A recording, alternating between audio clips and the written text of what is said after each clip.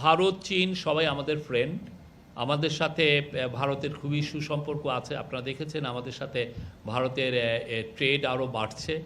আমরা আমাদের মাননীয় চিফ অ্যাডভাইজার বলেছেন যে আমরা ভারতের সাথে বেস্ট অফ রিলেশনশিপ চাই, কেননা আমাদের সাথে আমাদের পুরো 3/4 বর্ডার হচ্ছে ইন্ডিয়ার সাথে।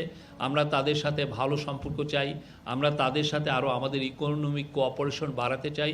আমাদের চিফ অ্যাডভাইজার প্রায় একটা কথা বারবার বলছেন যে বাংলাদেশ, ইন্ডিয়া, নেপাল, ভুটান মিলে একটা সাউথ এশিয়া গ্রিড তৈরি করা যায় কি না, ইলেকট্রিসিটি গ্রিড, যার ফলে আমরা নেপাল এবং ভুটানের থেকে হাইড্রো পাওয়ার নিয়ে আসতে পারবো। এটা চিপ হবে এবং এর ফলে জীবাশ্ম অত পুরাতে হবে না। তো এটা অনেক রিনিউয়েবল এনার্জি হিসেবে আপনি জানেন যে হাইড্রো পাওয়ার হচ্ছে সবচেয়ে ক্লিনেস্ট পাওয়ার।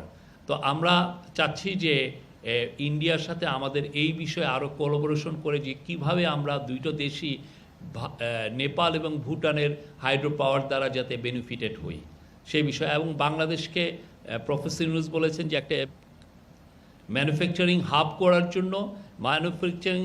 জন্য এবং ইট উইল সার্ভ যেগুলো ল্যান্ডলক এখানে কান্ট্রি আছে নেপাল এবং ভুটান এবং ভারতের 7 সিস্টার।